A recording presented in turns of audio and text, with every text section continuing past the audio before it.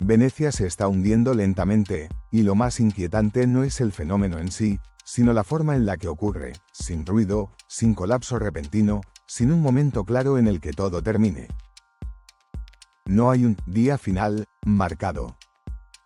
Solo un proceso continuo, casi invisible, que avanza milímetro a milímetro mientras la ciudad sigue viva, llena de turistas, historia y vida cotidiana, como si nada estuviera pasando.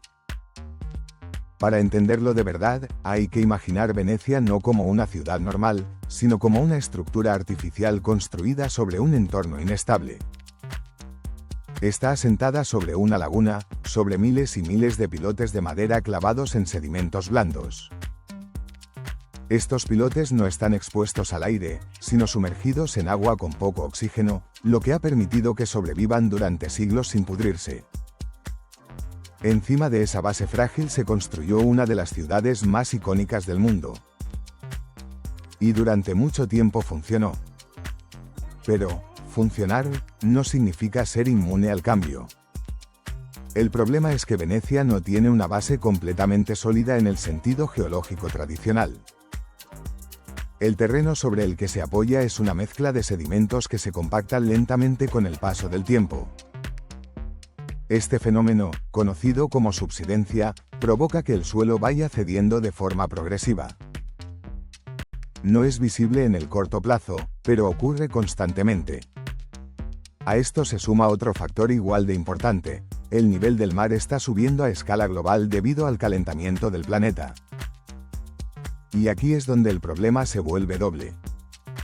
Venecia no solo baja, el agua también sube.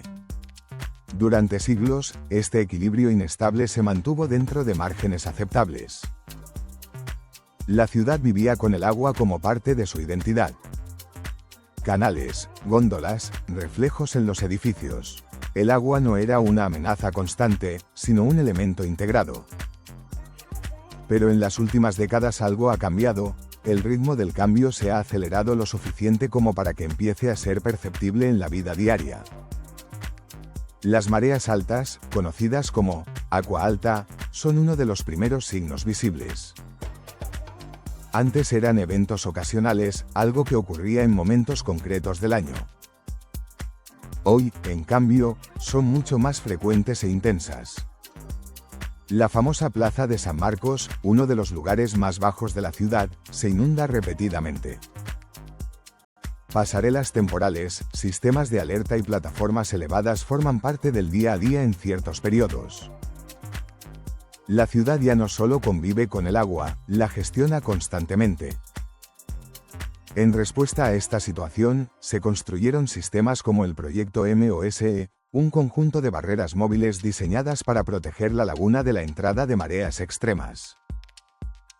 Este sistema puede levantar defensas para evitar inundaciones en episodios críticos, y representa uno de los esfuerzos de ingeniería más ambiciosos de Europa. Sin embargo, incluso este tipo de soluciones tienen límites claros. No pueden detener el aumento del nivel del mar a largo plazo ni revertir el hundimiento del terreno. Solo pueden ganar tiempo. Y ese es el punto clave de toda la situación. Venecia no está en un proceso de destrucción inmediata, sino en un proceso de gestión del deterioro. Cada década que pasa, la ciudad depende un poco más de la tecnología, de la ingeniería y de intervenciones humanas para mantenerse funcional. Sin esas intervenciones, el equilibrio natural sería mucho más inestable. Si seguimos ampliando la escala temporal, el escenario se vuelve más claro. Con un aumento progresivo del nivel del mar, las inundaciones dejarían de ser eventos temporales para convertirse en algo habitual. Algunas calles podrían permanecer parcialmente inundadas durante más tiempo del año. Los edificios históricos, construidos con materiales sensibles a la humedad y la sal, empezarían a sufrir un deterioro acelerado. La sal del agua marina penetra en la piedra, la debilita, la rompe desde dentro. Es un proceso lento, pero irreversible si no se controla.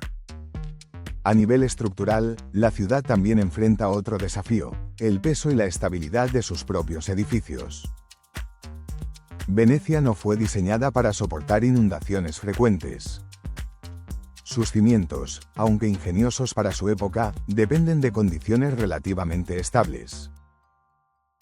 Cuando esas condiciones cambian, todo el sistema empieza a necesitar adaptaciones constantes. Restauraciones más frecuentes, refuerzos estructurales, elevación de suelos interiores. Una lucha continua contra un entorno que ya no es el mismo que hace siglos. Pero quizá lo más importante no es lo físico, sino lo conceptual. Venecia representa una idea, la de una ciudad que vive en armonía con el agua. Pero esa armonía está cambiando. Lo que antes era convivencia, ahora es resistencia. Y esa transición es lenta, lo que la hace aún más difícil de percibir. Si imaginamos el futuro, no veríamos una desaparición repentina. Veríamos una transformación gradual. Algunas zonas podrían volverse inhabitables en determinados periodos del año. Otras requerirían adaptaciones constantes para seguir funcionando. El turismo seguiría existiendo, pero con restricciones crecientes en ciertas épocas. La vida local se reorganizaría en función de las mareas y del clima. Incluso es posible imaginar una Venecia parcialmente adaptada, donde ciertas áreas se mantengan secas mediante infraestructuras cada vez más complejas, mientras otras se abandonan progresivamente al agua. No sería una ciudad que desaparece de golpe, sino una ciudad que cambia de forma, como si estuviera siendo reescrita lentamente por el entorno. Y aún así, incluso en ese escenario, Venecia no desaparecería del todo.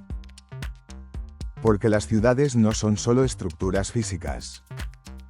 Son historia, cultura, identidad. Aunque parte de su territorio cambie o desaparezca, su significado seguiría existiendo en la memoria colectiva, en la arquitectura documentada, en el arte, en las imágenes que ya forman parte de la historia humana. Lo verdaderamente inquietante de Venecia no es su destino, sino su proceso. Es un recordatorio de que los cambios más profundos no siempre llegan como catástrofes visibles. A veces llegan en silencio, tan lentamente que solo los entiendes cuando miras atrás y descubres que el punto de no retorno ya ha quedado atrás hace tiempo.